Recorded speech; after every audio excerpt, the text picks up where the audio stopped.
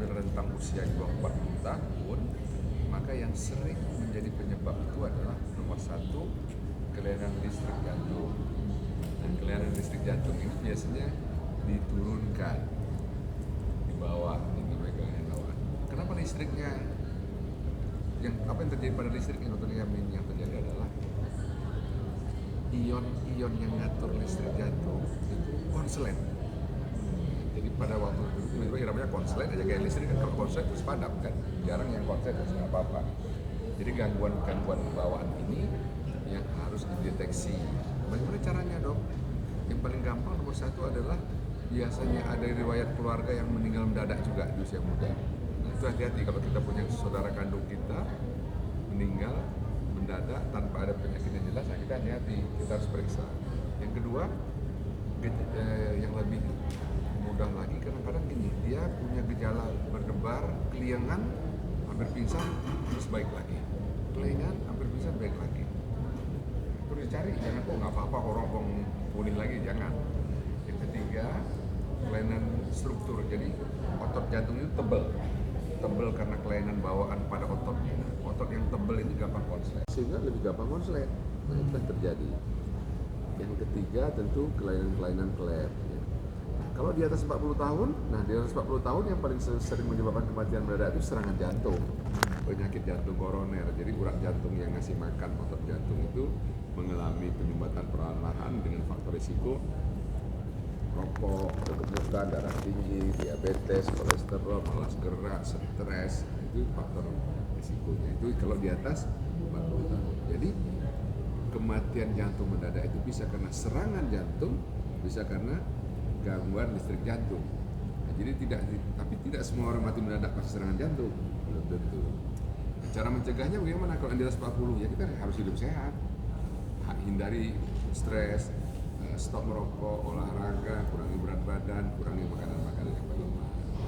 Olahraga di zaman sekarang ini, zaman dunia maya dan semuanya terkoneksi dengan internet, maka aktivitas fisik olahraga itu menjadi berkurang. Tapi syukur karena pandemi kemarin orang menjadi sadar, banyak kelompok-kelompok pelari, cyclist, menaik sepeda. Tapi kecenderungan anak muda kita untuk malas bergerak atau mager itu kuat, karena dia udah enak banget. Dia mau kemana-mana, dia bisa berselancar kemana aja, main game, ini itu internet, itu kan kurang merangsang orang untuk berolahraga. Jadi dua sisi itu. Jadi kalau kita melihat terjadinya kematian itu mendadak, sisinya itu. Yang kedua yang saya ingin tekankan adalah kalau terjadi kematian jantung mendadak di luar rumah sakit, di tempat umum, di tempat sport, itu angka kematiannya 95%. Dan siapa yang paling penting di situ? Yang paling penting itu adalah orang di sekitarnya, namanya bystanders. Kita nih, bayangkan mas, kita di rumah nih sama bapak ibu bapak kita, plak dia pingsan. Siapa yang jadi penolong pertama? Kita. Masalahnya, kemampuan dan pengetahuan masyarakat kita untuk melakukan pertolongan pertama yang kita sebut dengan bantuan hidup dasar atau BHD ini sangat minimal. Saya lagi membuat yayasan untuk mengendorse itu, kita mau melatih secara gratis, itu soal kedua, tapi artinya kurang. Padahal orang yang ada di sekitar inilah yang menjadi mata rantai pertama untuk menyelamatkan pasien ini. Jadi dia tolong dulu, dia panggil ambulan, dia panggil bantuan, dia melakukan CPR atau bantuan hidup dasar sesuai dengan keadaannya. Dan itu kalau di Eropa diwajibkan menjadi tugas pemerintah. Pemerintah wajib mendidik masyarakat supaya paham tentang ini. Bisa dilakukan di sekolah, di tempat kerja, di tempat umum, di mall. Nah, yang kedua, dalam rangkaian itu juga ada namanya alat automated external defibrillator, alat kejut listrik otomatis yang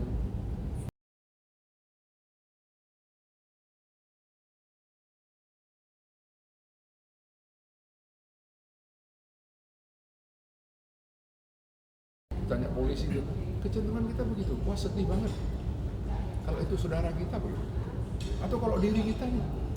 Hari ini kita melihat orang lain itu bisa suatu kita mas kan, saya sendiri korban terus saya ataupun ada yang bisa tapi dia cuman tepok-tepok, kasih ke rumah, siram-siram air, tambah keselak orang nggak sadar siram air. Nah, jadilah bystander yang berkualitas.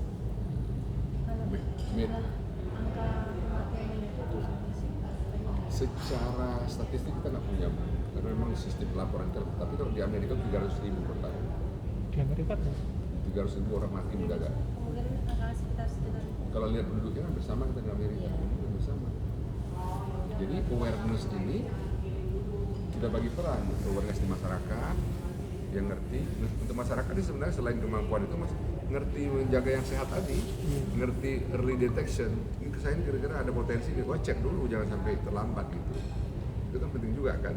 Jangan-jangan dengan kita mengedukasi orang datang pada saat yang tepat sebelum terjadi, banyak juga menyelamatkan ketimbang sudah terjadi.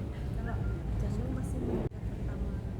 Ya, kematian di Indonesia masih, di dunia juga masih. Sebenarnya kalau untuk sudden death ya, kita ada namanya prioritas target. Nomor satu itu sebenarnya Mbak, di komplek olahraga Mbak. Misalnya di stadion, di tempat pelatihan. Makanya KONI mesti begitu.